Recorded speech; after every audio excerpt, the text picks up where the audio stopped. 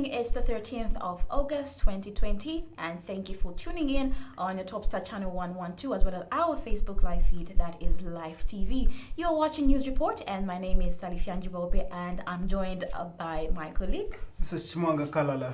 And how's been your day, CHIMWANGA? It's been fine. How's been yours? It's been fairly good. Great to have you on the show. Yeah, thank you for having me. And looking forward to, just running through the stories and sharing our ideas. Yeah, definitely. Exactly. And so before we get into the details of the stories, we'd like to look at the leading stories for this evening. Wear your mask or get fined. This is a warning coming from the police. And if you become rich from politics, you are a thief. This is a statement that was made by the constitutional lawyer, that is John Sangwa. And also Zector ranks Zamtel best quality network. And so if you have any contributions towards the show, you can send through those ones on 0976-599-547. So the number is right down on your screen. And so CHIMWANGA, wearing of masks has been made mandatory, and so the president of the Republic of Zambia addressed cabinet, in which he instructed the honorable minister of Home Affairs to actually deploy law enforcement officers onto the streets to emphasize the need of following the statutory instruments, that is SI 21 and 22 as well. I'm sure now you've also observed that people have become a little bit reluctant when it comes to actually following the guidelines. No one is actually putting on facial masks. You see people that have been patronizing clubs and bars when they don't need to.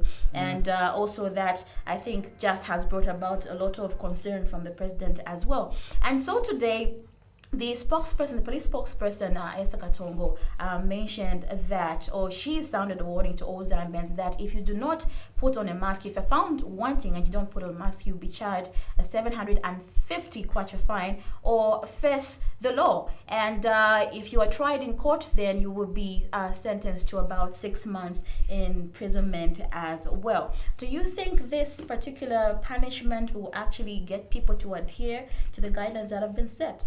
We're yet to see if that will happen. Quite all right. I don't even know. Could we be judged for sentence for not wearing mask right now? Could we be fined the 750 right now? Yeah. I don't know how it's being applied, but we're yet to see how this will play out.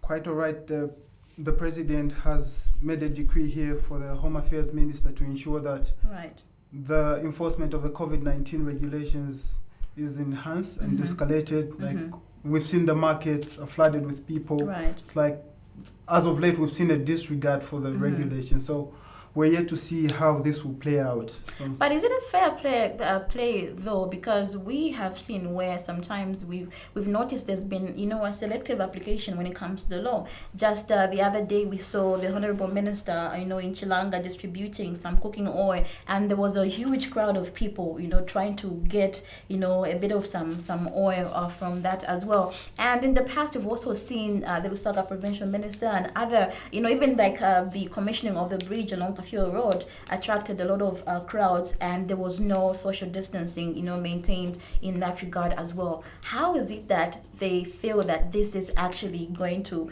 force people into following the guidelines, especially where they have to apply some level of force? Yeah, we're yet to see how this will work out. But like as you've mentioned, we've seen people completely disregarding the entire regulation to avoid crowds and everything like that. So we're yet to see how this will work out. Technically speaking, I don't think this will work out because there's just too many factors at play. Like, why are people congregating in the first place? Like, it just goes back to the Maslow's hierarchy of needs. Like, if people are poor and they need stuff that's been distributed, obviously I'll pick the cooking oil over masking up or avoiding crowds if I really need it. Like when you die, you die. Or if if I die. If I need something, obviously I'll just have to go or out. Like so it's pretty complicated. There are so many factors at play there, so we'll just have to see how this plays out. Exactly. And obviously one would say, first thing, do the community, especially when it comes to people that are in the low earning sphere, are they going to manage does everyone manage to buy themselves a facial mask? Someone would say no, maybe free masks should be distributed, but how often is that going to be done, and how beneficial is it going to be for the people as well. If first of all the leaders themselves are not following what they are preaching, they're not practicing what they are preaching, and second of all, like people still feel it's a myth. It's probably just happening for the people that are rich or well-to-do. Those are the people that someone would assume are only getting the COVID-19. So since maybe I'm poor or I'm not really living that life, then I might not get COVID-19.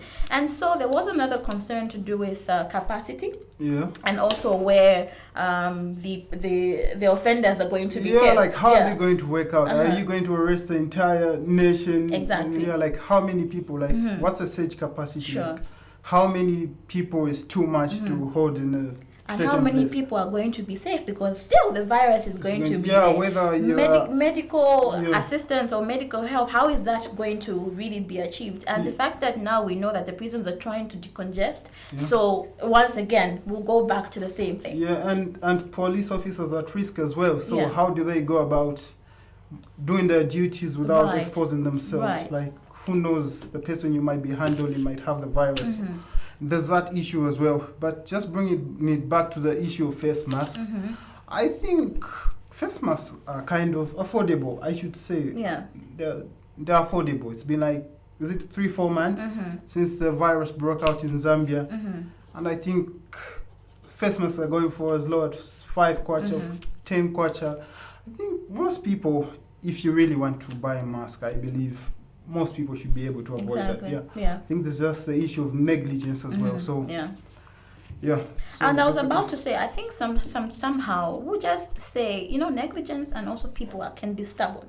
And I think in the last story, I think a few days ago, was it yesterday or the other day, where a group of people were arrested from Woodlands, Chawama, and Kawata as well, because they were found drinking, and that was on a Tuesday. So you'd wonder, what is someone actually doing out on a Tuesday when they should be home and maintaining that social distancing, and also preventing from the virus to spread further as well. But in a response, Ms. Katongo responded that if when it comes to capacity, offenders would be taken to Edwin Imbuela Stadium.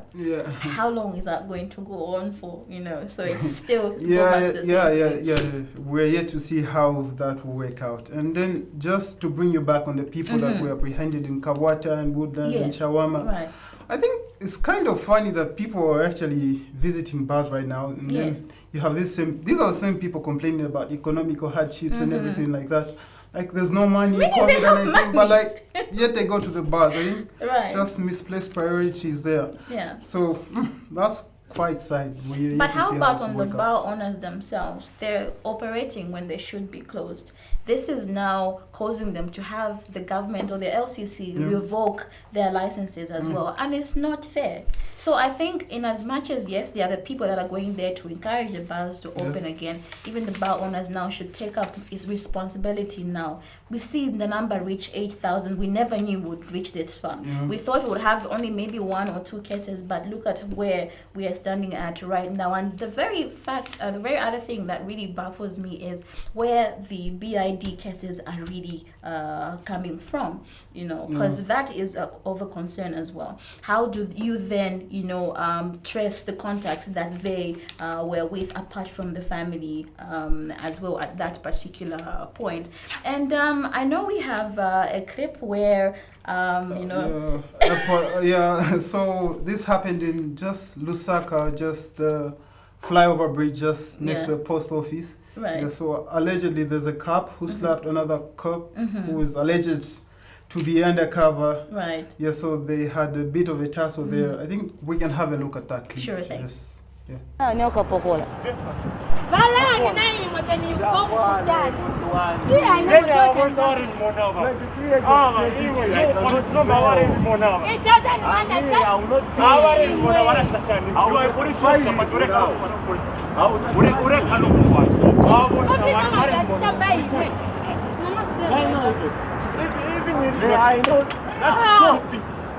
Police officer, whether you're senior or what, I'm on duty until you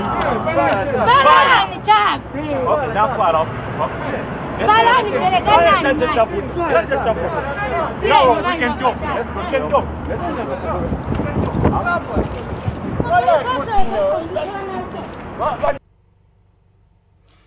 All right, you can see in that video, people were actually pleading with the other undercover cop to like wear his mask. Yes. I don't know. Maybe was that a case of protocol? Like maybe if you're a senior cop and you're being ordered by a junior cop to do something. I think sometimes you get to take things for granted just because you carry a certain a power, authority. You think you can just maneuver through any way you go without having been questioned. But I do also appreciate the fact that the police officer that was in uniform actually took up the stand and said, no, you need to put on a facial mask.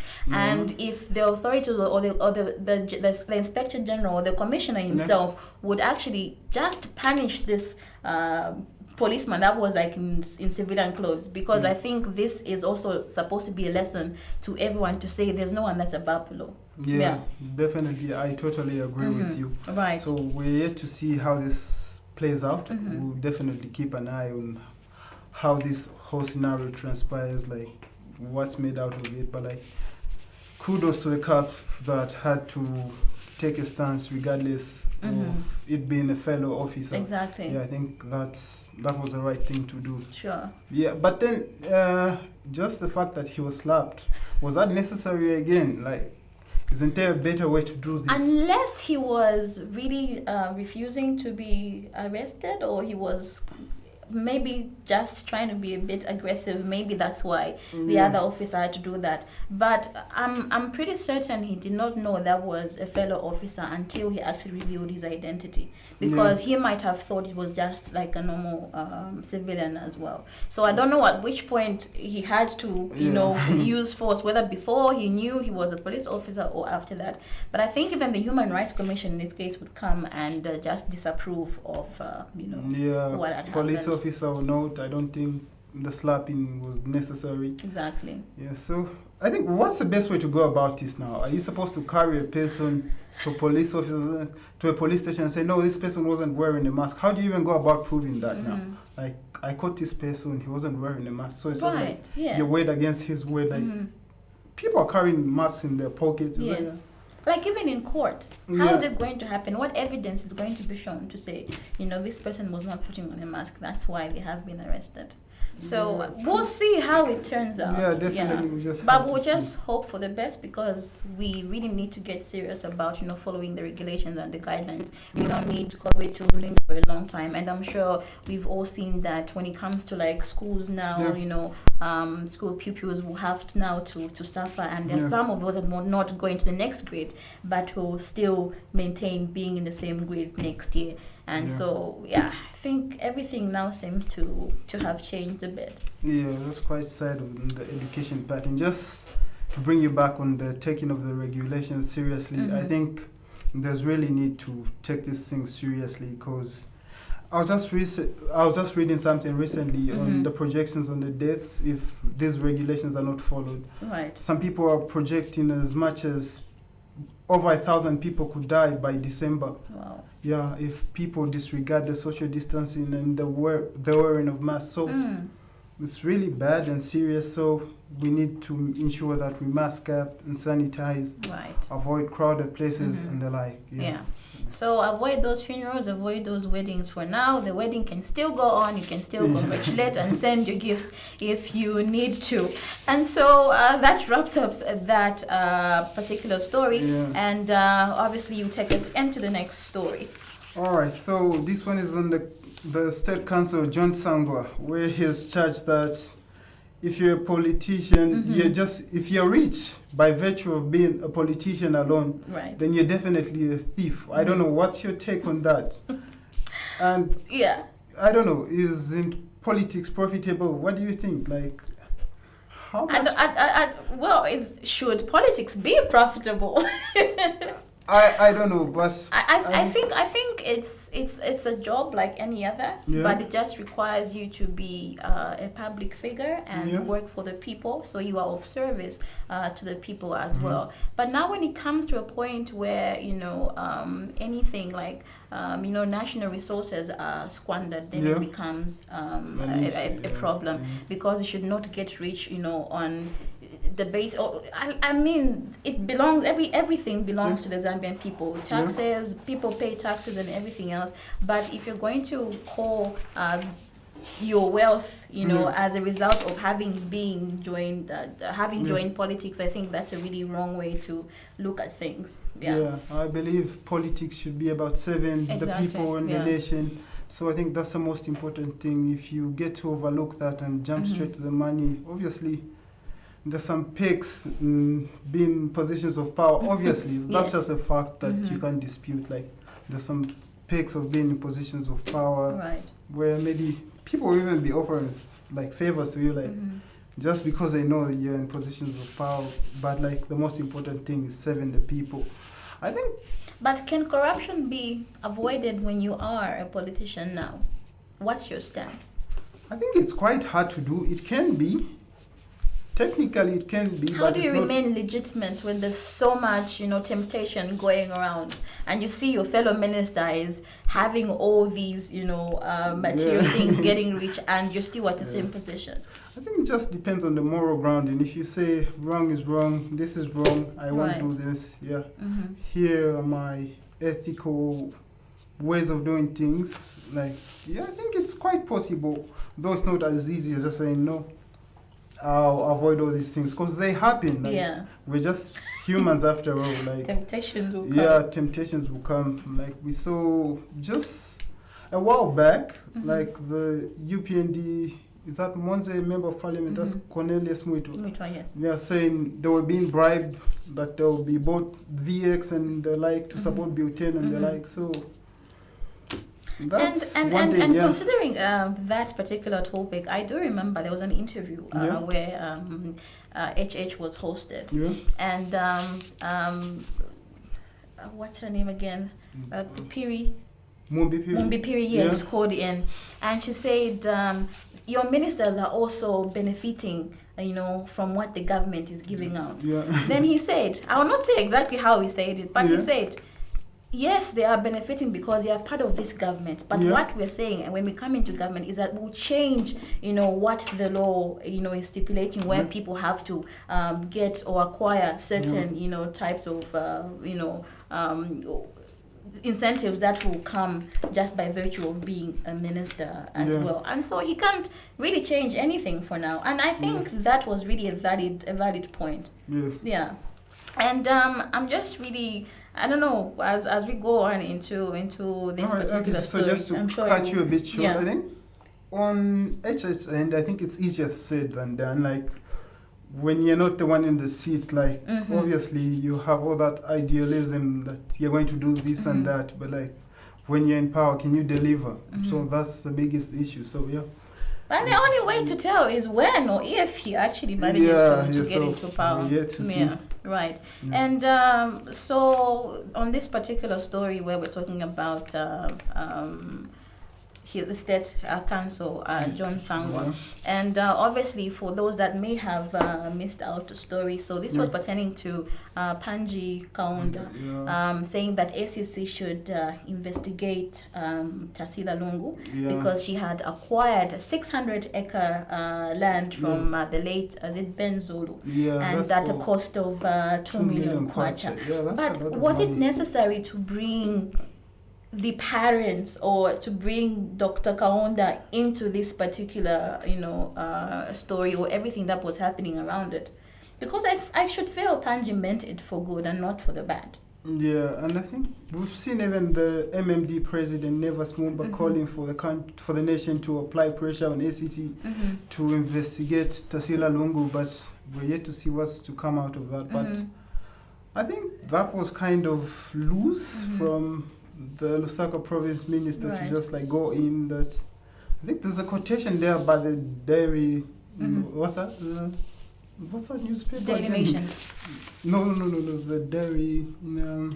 Revelation. Daily Revelation. Yeah, Okay, yeah, yes. yeah. We're saying the minister was saying he had the chance to get rich when His father was in power. Yeah, I think that was kind of careless to utter Yeah. from the Lusaka province. And also, what I picked up was him saying, some people will, a 2 million kwacha is nothing. Some people will use the 2 million kwacha just for shopping. Yeah. Who says that? You are in a position of power. If anything, you need to motivate people. Yes, maybe one statement that he made was like she could have had help from other people on the outside or friends. That is very valid. But when it gets to a point where you insult even the little bit that someone is able to get or survive by, I think that is just going overboard. Yeah, 2 million kwacha isn't a small amount of it's money. not. So for him I need that 2 million. Yeah, since these guys are getting the money, we should join politics. We should form a party. Yeah. Yeah, so we could get a share of that 2 million or something like that. Yeah, so that was kind of careless for the Lusaka province minister to say concerning that. Right. We even seen the former vice president's wife, Guy Scott, Charlotte Scott, like condemning the statement by the Lusaka province minister over the same remarks of saying like 2 million kwacha isn't money to report Tasila Lungu to ACC over. So yeah, that's, are they saying that? Is he saying that, no matter what the amount is, like it could be 1 kwacha, 2 kwacha, 5 kwacha, someone should not be questioned over that? I mean, that's public resource. So why shouldn't we question? And I also wanted to ask you this. Do you think we can trust the system now? Considering what happened with the SEC and the Chilufya, Dr. Chitalu Chilufya case as well. I don't know if we can all count everything as one bad nudge, make everything look bad, but can we trust the system at this point? I won't even answer to that question or get into details, but I was just say throw the whole system away and just start afresh, if need be. Yeah, it's definitely rotten. Okay, so we'll go on a first break and we'll come back with more stories after this. Stay tuned.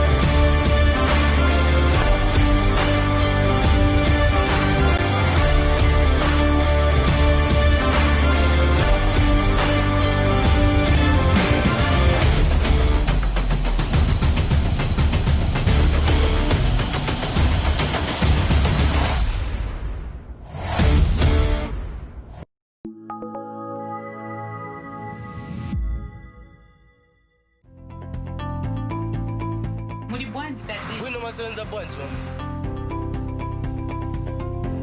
tungende sako na iwe pali pako ma 20 apolo ma 5 kwa jari na makoino sasinjira kumuzonda makoino songa chinjeko ku bantu abane ndotopwana na 5 hours pamene pano leyo kamba naye. That is why you need to get an e-token, sir. It is faster and easier. To what? The e-tolling card is a National Road Fund agency card. So all you have to do is just credit it in Dalama and you'll be able to use it but to get Monga Panuso. To avoid the inconveniences, so you have to start looking for 20 so. Introducing the electronic toll card. It's easier, faster, and secure. Access the e-toll cards from all toll gates across the country or the agency's head office in Lusaka at only 30 kwacha. This message is brought to you by the National Road Fund Agency, a sustainable road fund.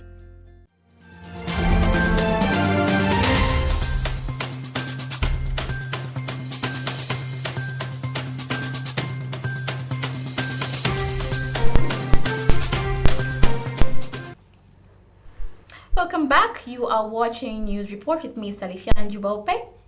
Yeah, and Chimwanga Kalala here. Okay, so for all your comments and contributions, please send them to 0976 599 547. If you're just joining us right now, we still have, a few stories to go through. And right now we are discussing, the local and the biggest, service provider that we have, and that is Zamtel. So apparently Zector has ranked Zamtel as the best network provider, when it comes to like quality of service. What are your thoughts on this one? I haven't used Zamtel in a while, so I wouldn't know anything about their service, but I think this is quite questionable from Zector. Just from the last time I used Zamtel, I don't know, maybe they've improved. Okay, let me just fill you in. Yeah.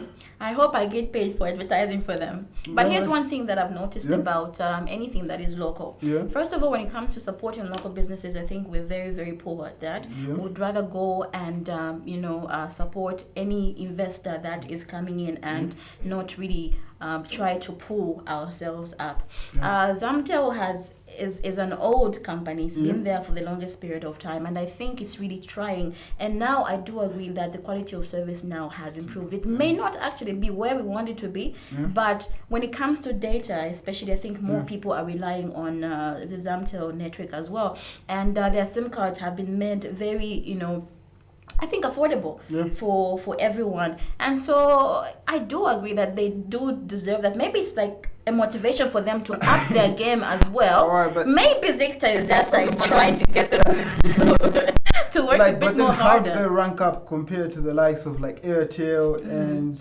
MTN?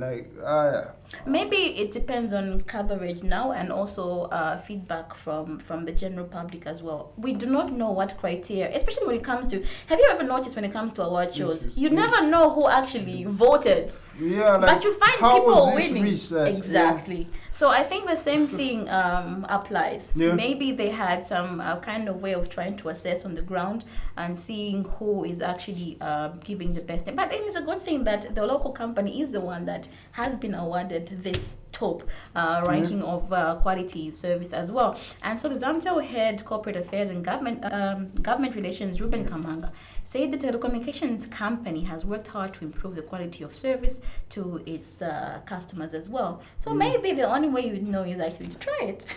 Yeah, I would have to ask their customers. I haven't used Zamtel. I'm not even going to lie. Right. I haven't even thought about it. I think for me, MTN is doing quite well. Yeah, like for the internet speeds, the uploads and downloads. I think it's good for me. Zamtel, still questionable. Is it on the speed? Yeah, the speed and the network coverage. I think MTN for me is everywhere you go. Definitely. Well, Zamtel is trying to make life better. But anyway, in business it's like that. So probably it just goes to say that the other networks as well need to pull up and see how best they can infiltrate and just cover up what they are not doing, or try to find out what Zamtel is doing that they're not doing. If they need to reduce their SIM cards to 2 kwacha again, then let them do that. Yeah. I remember the time Zamtel was actually going out in the compounds and giving out free SIM cards. Wow, you see? I don't know why. I don't know why you give out something really worth it for free, but like, we don't know why. And I do remember at a certain point, I think no one wanted to use Zamtel because everyone could complain that the service was very poor. Maybe there's been a change or reshuffle in the people that are working in certain, departments. Maybe then people have come in with brilliant ideas that just, ensuring that there's a quality of service that's going on, or they're more closer to the ground. I think you could just try to use the politician route sometimes. Yeah. The closer you are to people, the more confidence you get. Yeah, so I definitely. think if it's working in those lines, then maybe it could actually work for them. Definitely it could. But anyway, we're yet to see. I think we just have to try it and see how it works, like firsthand. Right. We'll definitely check it out, like in terms of price. But then again, I would like to know, like, in terms of subscribers, like, where does Zamtel rank? Because obviously most people use, I'll say maybe probably Airtel, then MTN, especially in Lusaka specifically.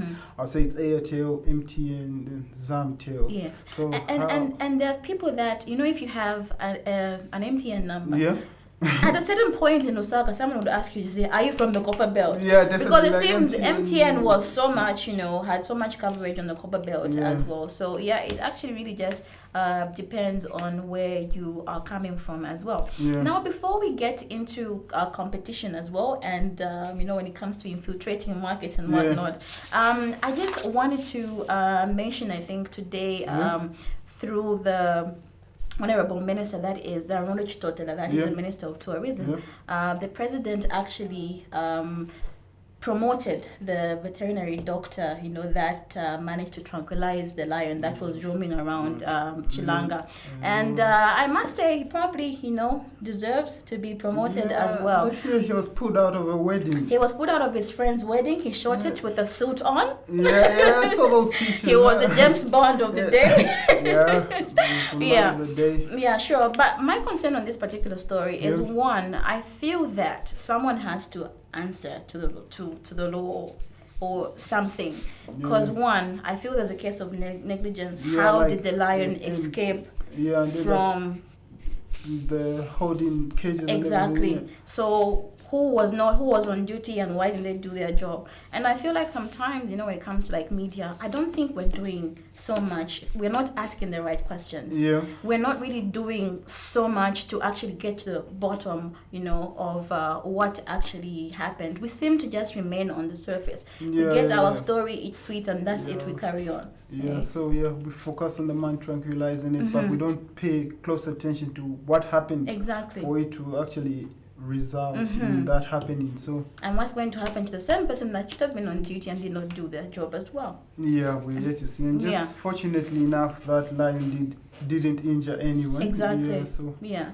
So let's say, if it's something bad had happened, like maybe someone's life was lost, because this is obviously endangering the lives of people, and if it wasn't anywhere near, who would have taken up that responsibility to actually tranquilize? Were they going to call someone from Lusaka to go and do it? What was going to happen was some ZAF officer going to try to contain the lion in itself. I think the law or favor or any judgment should really be applied, favorably, because in as much as there's someone that did their job, there's someone that did not do their job as well. And I'm told we have a text message. All right, let's have a look at what it says.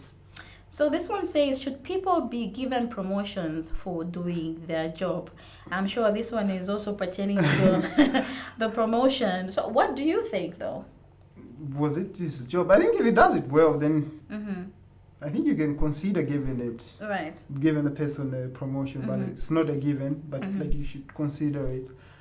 But anyway, people shouldn't be applauded for doing the job, I think. Quite alright, it might be nice to get some positive feedback. Yeah, congratulations, you did this well and whatnot, but for promotion, I think, I don't know, depends on the company. What's your take on that? There's a tour guide that lost his life in Livingston. I think he was killed by one of the elephants.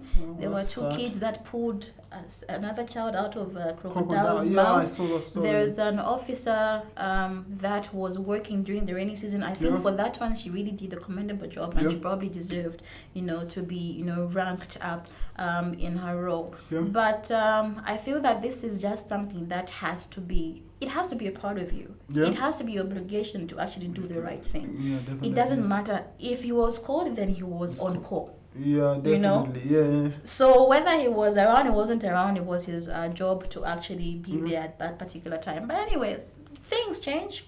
He's been favored. He's received that promotion. So congratulations to Dr. Innocent Ngombwe for that promotion that he received. Yeah, it's not an obligation, but it's nice when it happens. Like, it gives other people motivation to like really step out of the way and try and do something that can make a difference, and just like try and fix things. Not to bewitch each other, but to actually work hard. Definitely.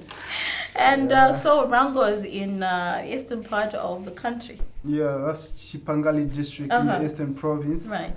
So it's alleged that yesterday we had some fierce exchange of blows between some Zambian traders and their Malawi counterparts.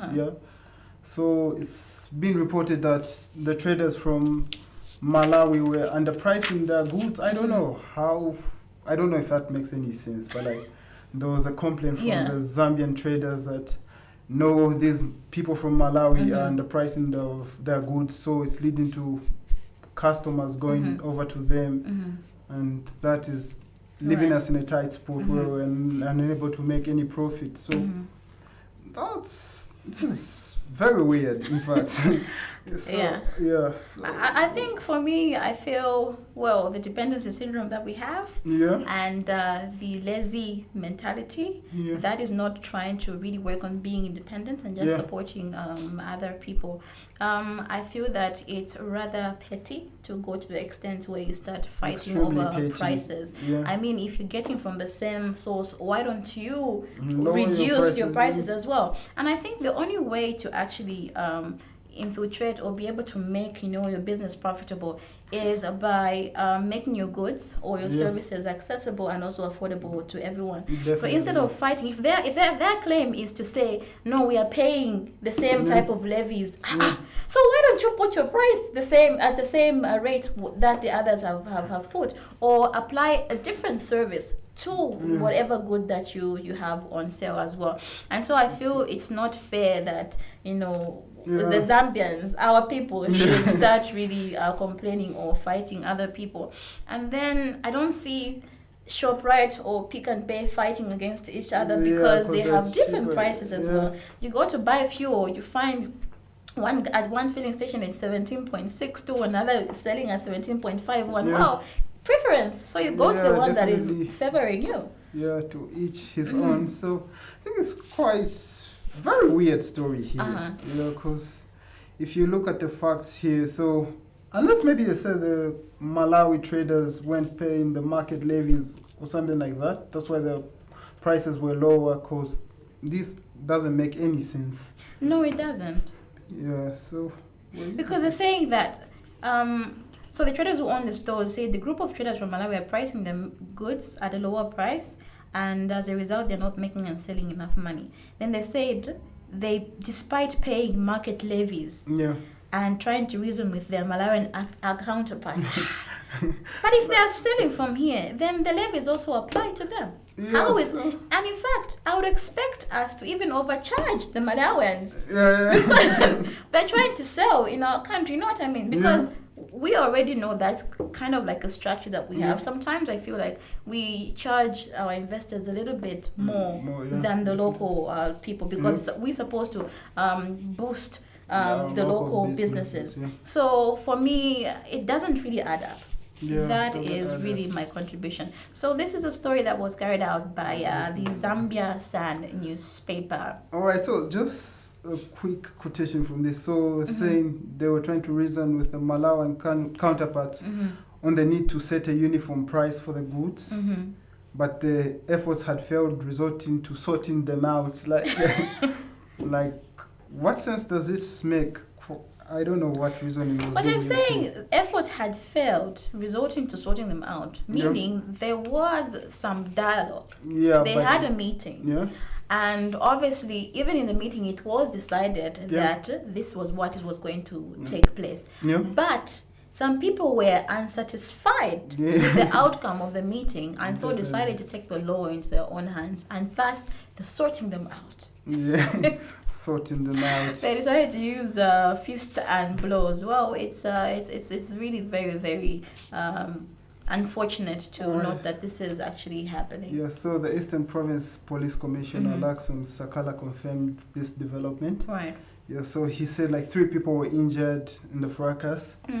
So 7 others were arrested in this whole commotion and everything else, which is very sad. It is. Yeah, we don't even know the extent of the injuries and whatnot. But like, I don't think at this level of civilization we should have such stuff happening. Right. Yeah. Okay. Very sad. Sure thing. So we'll take our final break and we'll be back with more stories after this.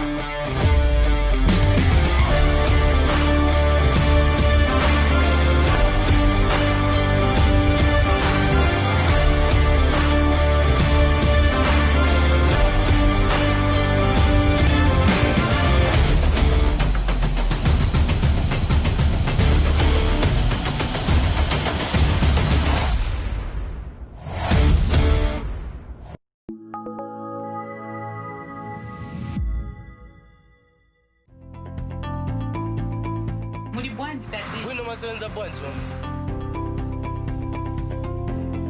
Ndiendesa kona iwe. Pali pako ma 20 apolo ma 5 kwa jari. Mama coin osachinjira kumuzonda Makoinyo sochi. Songa chinjeko ku bantu abale ndio top kwana 5 hours pamene pano leyo. kamba nani. That is why you need to get an e-token, sir. It is faster and easier. What? The e-tolling card Balela is a National Road Fund agency card. So all you have to do is just credit it in Dalama and you'll be able to use it per token Monga Panuso. To avoid the inconveniences, so where you have to start looking for 20 chocolate cherusha banso. Introducing the electronic toll card. It's easier, faster, and secure. Access the e-toll cards from all toll gates across the country or the agency's head office in Lusaka at only 30 kwacha. This message is brought to you by the National Road Fund Agency, a sustainable road fund.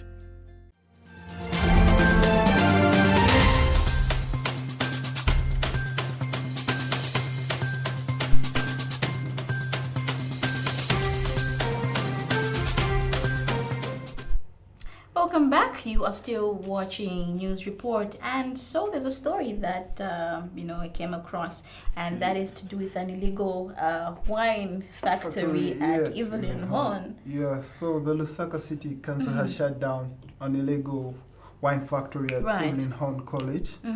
Yeah, so these people are manufacturing some wine illegally and packaging it quite. I don't even know what to make of the story. And the names of the beverage itself is I really don't know. But my concern on this particular one is, first of all, one, I'm blaming the media for having been so very vague when covering the story. They really didn't cover the story as they should.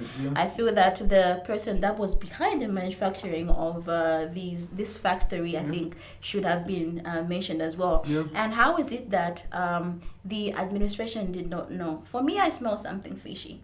Because in as much as that is going on, and it should have been going on for a long time. So someone in a certain position must have been paid or must have been getting something out of it for this. Because there's no way that an industry or someone is manufacturing alcohol and you absolutely have no idea. Have you been staying away from work? Have you not really been checking around the college to see how the students or the whole faculty is operating? That's quite strange, but like from a story I read, it's like the school administration had to actually report that they were getting a very awkward stench from the school canteen, so that's why the Lusaka City Council had to follow up on the issue. So that's what I'm saying. In as much as the tip-off was from the administration, someone in a certain position knew what was going on. Definitely. It's a school canteen. How is it that you work for a school and you have no entry tour to the kitchen? I say they follow up with the matron, or maybe, I don't know, patron, or whatever they call or maybe him. Someone was not paid. Definitely, there's that issue as well. Like, people need money, and they'll go to some extreme lengths to get that money. So I think, in as much as this might be a bad thing, I think that's innovation on one end as well. Like, they might look into how they can help these people like standardize their product and ensure it's certified by the Zambia Bureau of Standards. And I think if they were giving out that much output, then definitely there's demand for their products. Exactly. Yeah, so as opposed to persecuting people, I think we need to be providing solutions, Yeah, definitely. Like, give them an alternative on what they can do to continue running their business. I think we could really use that, like just like out of the box thinking. Right. Yeah. Because you remember that story, sorry to cut you, remember that story when, South Africa also went on lockdown and people were no longer buying alcohol, but they were allowed to manufacture alcohol in their homes. Alcohol out of like pineapples. Exactly. So I think with the proper guidance, I think it's possible to actually motivate people to actually, being independent and employing other people as well. We have young people that are constantly complaining about not having jobs. So like you said, if the right procedure is followed and they're able to even give them a warehouse, or someone says, I'll give you a warehouse, you can manufacture from here, I will sponsor you or give you this part of the money, then the rest of it, you can give me back over a period of time. I think that's a good thing as well. then now when it comes to registering it, did this person try to register and then they were denied? Because I feel for someone to have a certain level of confidence to actually do something, then they must have tried a route that did not work. Yeah, I think there's so much red tape when it comes to trying to figure out how to run a business and whatnot. Like, I'm not trying to endorse any illegalities, but I think stuff Thank you for mentioning. Yeah. Stuff has to be simplified. Like, if somebody wants to start up a business, like, make it easy for them. Like, otherwise they'll have to look at an alternative, and that might in turn not be legal, and just like they might end up indulging in illegalities.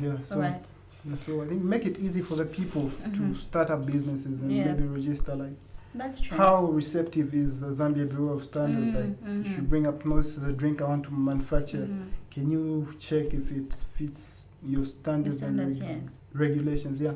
So I think that's another case. Right. And I came up with a certain phrase. Yeah. I really want to put up a disclaimer. Yeah. But I feel that, okay, we could say, they say rules are meant to be broken, right? Yeah. Rules are meant to be broken, but when it comes to the law, it needs to be kept or obeyed. Yeah. So in the same way, there's certain rules that you put up that people will feel they're petty, then they're vague, they really don't really add up, and people will get on to do the wrong thing. Yeah. But with proper guidance, I think that's where the law comes in, because it's stipulated, it's stated, it's in bold letters. You're actually able to now relate to it and see what can work for you as well. So in the same way, people just need to, I think, especially as local manufacturers, they need to be supported. Yeah, they need to be encouraged to actually stand independent. And there were some funny posts that were going on social media, where they talk about, is this why we're learning about Zinjanthropus when it doesn't even, apply. So I think also we need to really get rid of the mentality of, teaching. You need to teach someone, yes, how to fish, but let them make something to fish in. I won't say give them a net or give them what, but help them have, create something that will get them to eat, long-lasting, like, option. Exactly. Okay, so I guess. And the thing, just like on the consumer's end, I don't know like how much due diligence we have when it comes to like the drinks we consume and whatnot. I don't know. The packaging looks good for me. Like, if I go into a shop, I see something that good. Obviously, I'll drink without even realizing if this thing has been certified, and it meets the regulations and requirements from the Zambia Bureau of Standards. I don't know how we're supposed to even like determine like this thing is good for us. I think just recently we've seen a trend of like a lot of drinks that are being manufactured. Exactly. Like, how do we go? And I think it just really opens up a can of worms, I think. Yeah. Like you've said, I think now, thinking about it, when it comes to certain drinks, like ginger drinks and whatnot, there need to be a preservative in there to sustain it for a period of time. And those drinks are being sold on the street. So how legitimate are they? How safe for consumption are they as well? So yeah, that's a very, very valid point. Yeah, I think the Zambia Bureau of Standards has to like pick up and ensure that they enforce their regulations like through and through. Right. But then again, they should make it accessible and easy for people to engage them and make sure their business is legitimized so that they don't indulge in illegality. Exactly. Sure thing. So any closing remarks before we end today's show? Just mask up. Just mask up. Yeah, sure. So mask up, sanitize, avoid crowds. You can still communicate with people on your phones. Definitely. Or you can send each other emails. Yeah, we have WhatsApp, Zoom and the like. So let's keep it digital in the meantime, unless it's really necessary that we meet in person. So and maybe just even collecting money now, someone can just transfer it to you, unless you need to sign for it. We have Airtel money.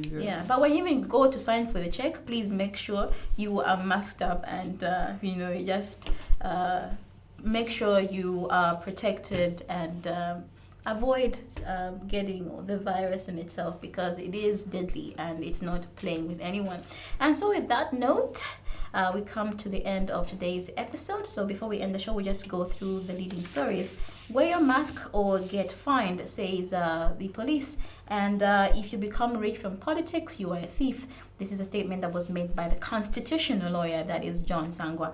And lastly, Zector ranks Zamtel best quality network. And so this has been Salifyanji Welpe and Chimwanga Kalala saying good night and God bless. All right.